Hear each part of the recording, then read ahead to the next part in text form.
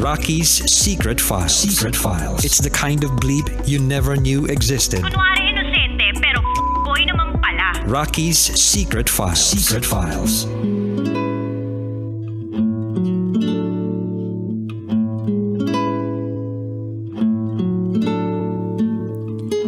And we're back. Kasama nyo pa rin si DJ Rocky and this is Rosie's Secret File. Si Rosie na nakatanggap ng masamang balita mula sa ibang bansa. At itong masamang balita nga na ito ay yung nakakadurog ng puso dahil nawala yung taong minamahal niya at minamahal siya pabalik. Kaya lang dumoble yung sakit nung dumating nga siya sa funeral nung taong mahal niya. Dahil,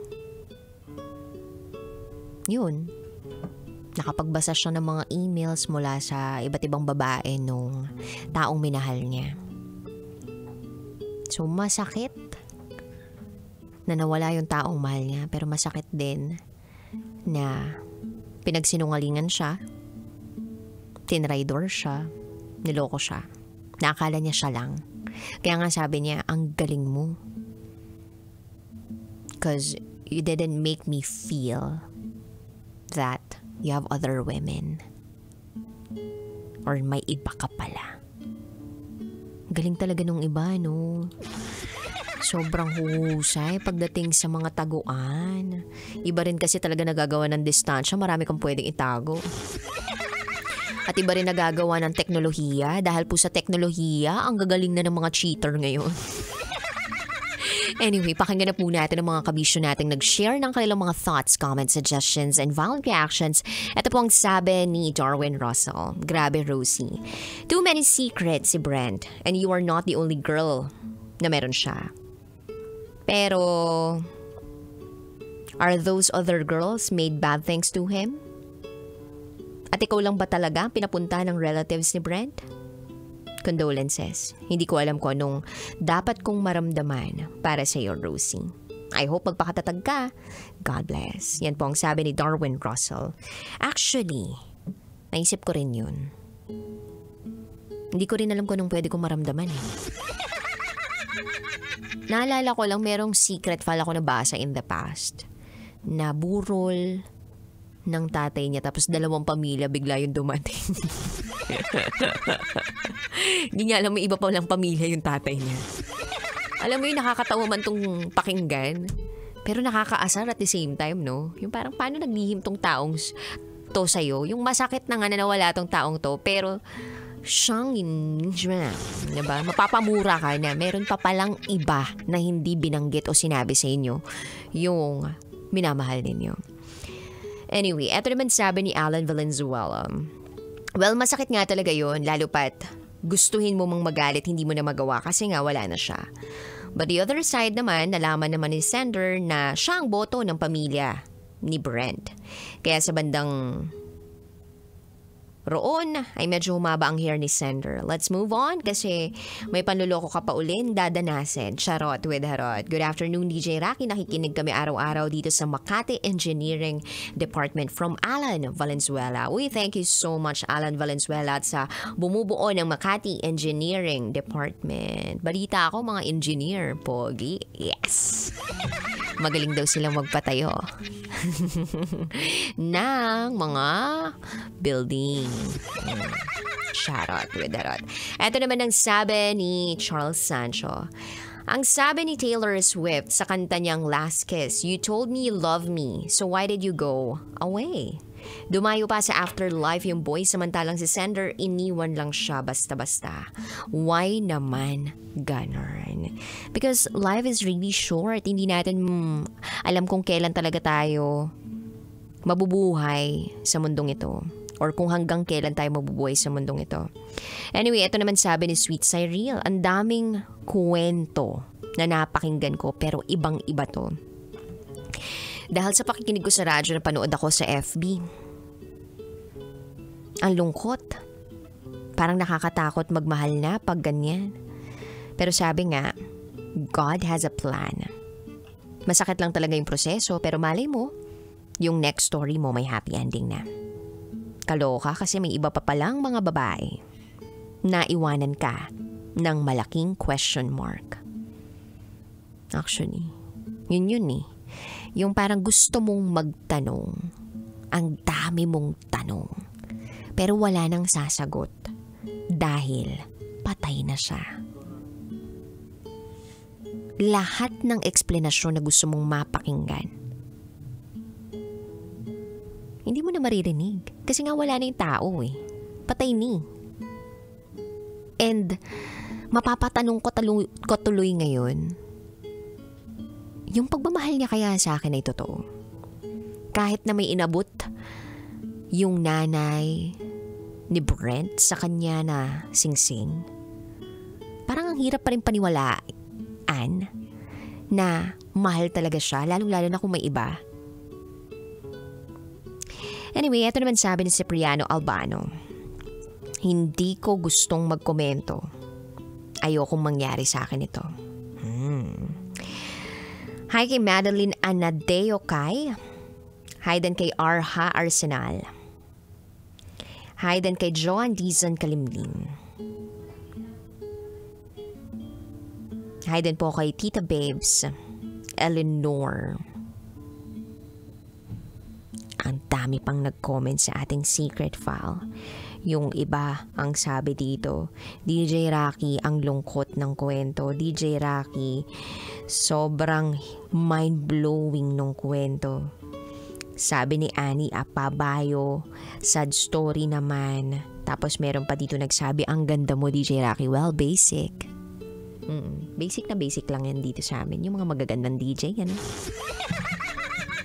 Anyway, kidding aside, kabisyo. Nalulungkot ako para sa secret file sender natin. Pero, I'd like to commend and admire our secret file sender because she handled it all with class.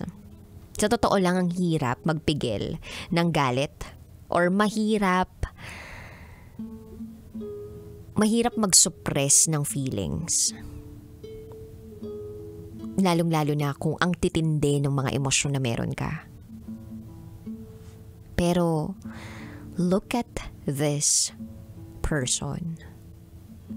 Nung malaman niya na meron palang mga ibang babae, yung taong minahal niya na namayapa na, hindi siya nag-make ng scene, naging humble siya, and nagkaroon siya ng malasakit pa rin. Hindi ko sinasabing gawin niyo po yun na kapag nalaman yung may babae, yung jowa ninyo, ganun yung gagawin ninyo. Kung po pwede lang sabunutan nyo parehas, go! Dapat palaban na tayo ngayon. Charot lang, with the road. Kapag nalaman ninyo, siraan ninyo agad sa FB. Charot, with the road! Dapat kidding aside, yun nga kabisyo, bibihira kasi yung mga taong katulad ng secret file sender natin na nung nalaman na niloko siya, she handled the situation with class. And that is very admirable. Kasi nga again, hindi lahat ng tao kayang gawin yun. Yung iba baka nag-skandalo na, alam mo yun, nag-post na sa FB, or inaway na lahat ng mga babae, or hindi na pinansin yung nanay, hindi na pupunta dun sa funeral. Yung mga ganun ba, pwede namang gawin yun ng ating secret file sender eh. Kung tutuusin. Na wag na lang siya pumunta sa funeral. Total, betrayed naman na siya. Hello? What for? Patay na. Tapos nalaman ko pa, niloko ako. Diba parang, what for? But still, nanaig yung malasakit niya. Nanaig pa rin yung respeto na natitira sa kanya. Nanaig pa rin yung siya.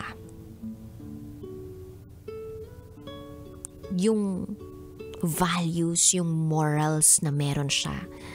Nanaig.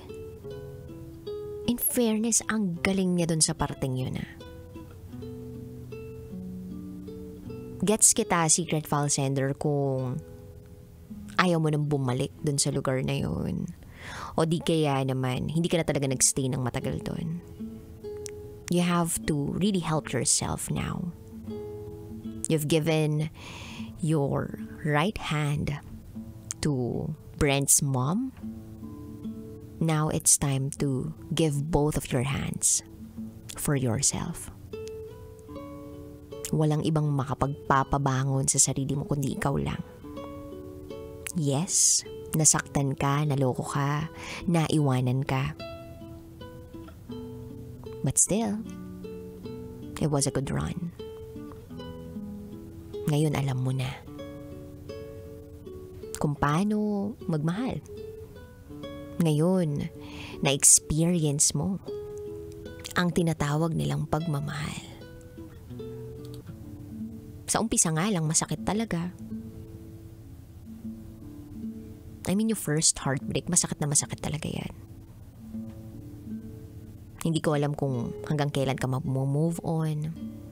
Hindi ko alam kung paano mo masishare tong bigat ng nararamdaman mo sa mga katrabaho mo.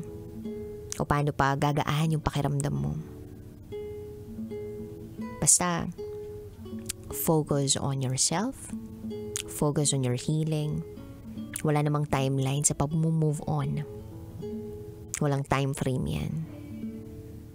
Ikaw lang ang makapagsasabi kung kailan ka na handa ulit magmahal at kung kaya mo na ulit magtiwala. Medyo malaki-laki itong nasira o nawasak sa'yo. Hindi ko sure kung ganun mo siya na-take, pero kung ganun man, sana maghilom ka. Sa mga kabisya po natin out there na gustong mag-share ng kanilang secrets, share to me, rakatera@gmail.com. I gotta say, BRB as in Bathroom Break. You are still with me, DJ Rocky. And you are listening here sa stasyong number 1. Sa mga pet malung manggapang sa kakalsadahan. 90.7 Love Radio. Kailangan pa bang i-memorize yan? Basic. Kailangan pa bang i-memorize yan? Love Radio Basic!